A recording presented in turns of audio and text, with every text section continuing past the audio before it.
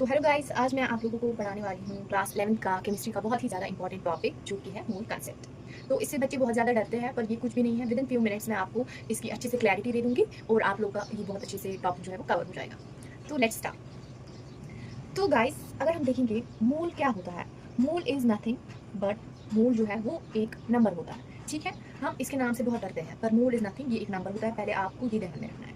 अगर कोई बोले हमसे कि एक मोल जो है वो किसके बराबर होता है, एक मोल जो है वो 6.022 इंटू 10⁻23 जो है उसके बराबर होता है। एक मोल इसके बराबर होता है। और ये जो हमने नंबर लिखा, इसी को हम एनी से प्रेजेंट करते हैं। एनी का मतलब है Avogadro's, Avogadro's number, Avogadro's number guys. ठीक है, one mole is nothing but 6.022 into 10⁻23। इसको सिंपल तरीके में लिखने के लिए हम इसको एनी से डिनोट करेंगे। ठीक है, मोल एक, अगर और देखेंगे थोड़ा सा डेप्थ में जाएंगे, इसके मोल एक यूनिट है जो रिप्रेजेंट करता है, जो क्या रिप्रेजेंट करता है, नंबर ऑफ माइक्रो पार्टिकल्स। चाहे वो कुछ भी हो, एटम्स हो, आयंस हो, मॉलिक्यूल्स हो, एक्स्ट्रा।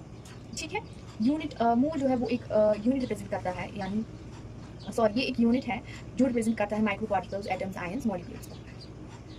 और जैसा कि हमने देखा, वन मोल जो है वो क्या रिप्रेजेंट करता है, वन मोल रिप्रेजेंट करता है एवोगैड्रोस, एवोगैड्रोस नंबर, जिसको हम एन से डिनोट करते हैं। Avogadro number of any quantity या एंटिटी। जो ये एवोगैड्रोस नंबर है, ये एक यूनिवर्सल कांस्टेंट है। आप लोग को ये सब जानने की ज़्यादा जरूरत नहीं है, क्योंकि ये एग्जाम में पूछते नहीं है ये सब चीज़ें।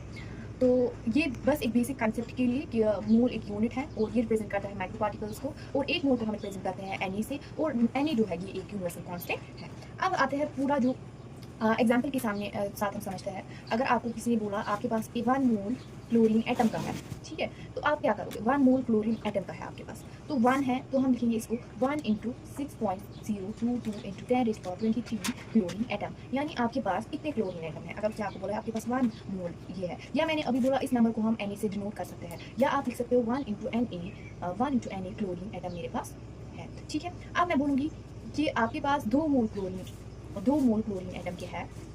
ठीक है, मैं आपको बोलूँगी आपके 2 मोल क्लोरीन मॉलिक्यूल के है। लेट्स को मॉलिक्यूल लेंगे। ठीक है, ये क्लोरीन मॉलिक्यूल है और क्लोरीन एटम है, ये तो पता ही होगा, इसको एटम को इसको मॉलिक्यूल कहते हैं। तो 2 मोल है अब मेरे पास, तो मैं क्या करूँगी 2 इंटू 0.22 इंटू 10⁻23 क्लोरीन के मॉलिक्यूल है। ठीक है, तो या मैं इसको क्या लिखूँगी 2 into N A chlorine molecules. तो इतना आपको समझ आ गया होगा।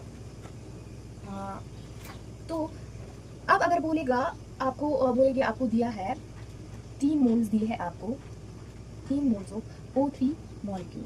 ठीक है, 3 मोल्स O3 मॉलिक्यूल के आपके पास दिया है, और आपको पहला सवाल पूछ रहा है कि total number of molecules of O3 के कैसे निकालोगे। ठीक है, अभी हमने देखा मॉलिक्यूल हमने कैसे निकाला, ऐसे जितने दिए हैं मोल उसको मल्टीप्लाई किया एन के साथ, तो हमारे पास 3 मोल देखे हैं, तो हम क्या करेंगे 3 इंटू 6.022 इंटू 10⁻23 O3 मॉलिक्यूल।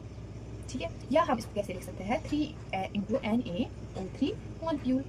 अगर आप बोले कोई आपको टोटल नंबर ऑफ एटम निकालना है, ठीक है, टोटल नंबर ऑफ एटम, अभी तक तो एटम्स निकाले हैं, ओके, ठीक है, कितने एटम्स हैं, मोल से हमें एटम्स लाने हैं। ठीक है, हमने यहाँ पर मोल से क्या लाया, मॉलिक्यूल, अब हमें मोल से एटम निकालने हैं ऑक्सीजन के। तो हमें पता है हमारे पास कितने मॉलिक्यूल है O2 के, 3Na। ठीक है, 3Na, और O3 में कितने ऑक्सीजन के एटम होते हैं, O3 में 3 ऑक्सीजन एटम जो है वो होते हैं। ठीक है, तो हम वो 3 जो है इसके साथ मल्टीप्लाई करेंगे, तो कितना आया, 3 3 9 Na ऑक्सीजन एटम। अब यह हम इसको कैसे लिख सकते हैं, इस Na को अगर आप एक्सपेंड करके लिखोगे तो वो क्या लिखोगे, इसका एक्चुअल वैल्यू जो है, इतने ऑक्सीजन हमारे एटम है हमारे पास, यानी हमारे पास जितने मोल्स है और जितने एटम्स प्रेजेंट है उन दोनों को आपस में मल्टीप्लाई करना है। अगर एक और एग्जाम्पल मैं आपको समझाऊँ तो आपका ये फिर क्लियर हो जाएगा पूरा। तो 5 मोल्स अगर देखिएगा कोई H2SO4 मॉलिक्यूल के मेरे पास 5 मोल्स हैं। ठीक है, तो मैंने आपको बोला टोटल नंबर ऑफ मॉलिक्यूल्स जो है H2SO4 के, वो ढूंढ के दे दो। टोटल मॉलिक्यूल्स हम कैसे निकालते हैं, मोल, अब मुझे पता आ गया, मोल को जितने मोल दिए हैं उसको करो इसके साथ मल्टीप्लाई। ठीक है, उतने मॉलिक्यूल्स हैं, है ना, ये हमने अभी देखा। या तो लिखो इसको 5 इंटू 5Na H2SO4 मॉलिक्यूल। अब किसी ने बोला अलग अलग करके कि टोटल नंबर ऑफ एटम्स जो है हाइड्रोजन के, वो निकालो। ठीक है, तो 5 इंटू Na इंटू H2 के कितने मॉलिक्यूल्स हैं?